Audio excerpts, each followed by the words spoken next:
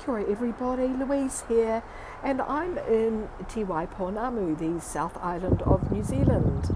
Here I am on the road to Erawan, but first of all I'm going to take you right to the bottom of the South Island. I had the idea that it would be really good to get off the beaten track, which is something we all want to do, but we hardly ever do. So I'm going to take you right to the very bottom and we're going to have a little explore and check out why this area is really fabulous. So I've brought you to Bluff, which is the southernmost point of the South Island of New Zealand. 1,800 people live here. And of course the famous road sign, which is either the beginning or the end of State Highway 1. The Oyster Festival, world famous in New Zealand. And the nature is absolutely untouched. It's pristine. The views from the Bluff Lookout are just magnificent. And of course you've got the legend of Maui fishing up the North Island.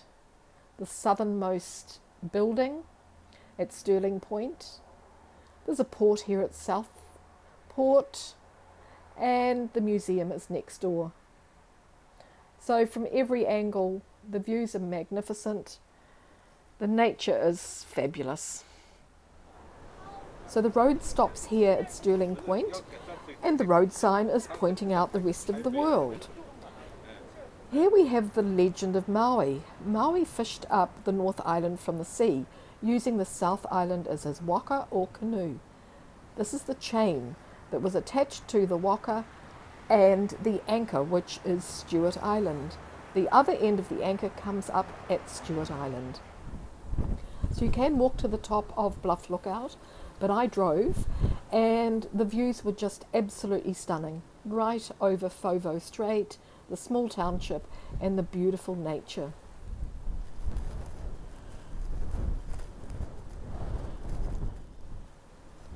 Walking up the spiral pathway to the top of the lookout, I found lots of really interesting information about the history of New Zealand.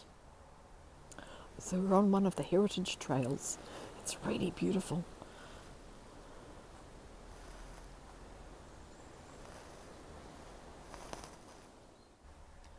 The architecture is really quaint and there are some fantastic houses. This made me wonder about the people that lived in them, but I didn't dare knock on the door. The Art Deco buildings have been nicely restored and they house cafes and accommodation. The day I was there, everything was closed except Stella's Cafe. So I popped in for a coffee, had a chat to the lady inside who told me she'd been living there for 30 years.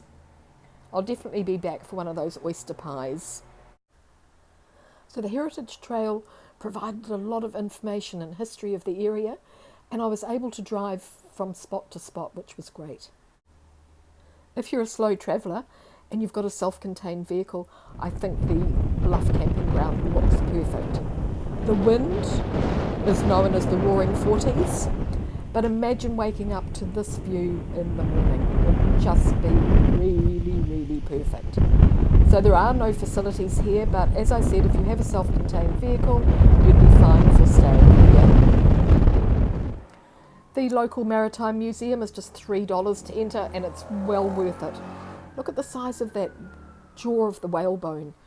It's really good to get in, have a chat to the people that are working there, find out a little bit of history.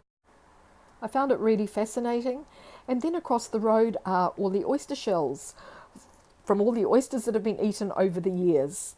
So thanks for watching and maybe we'll see you for the Oyster Festival next year, 2020.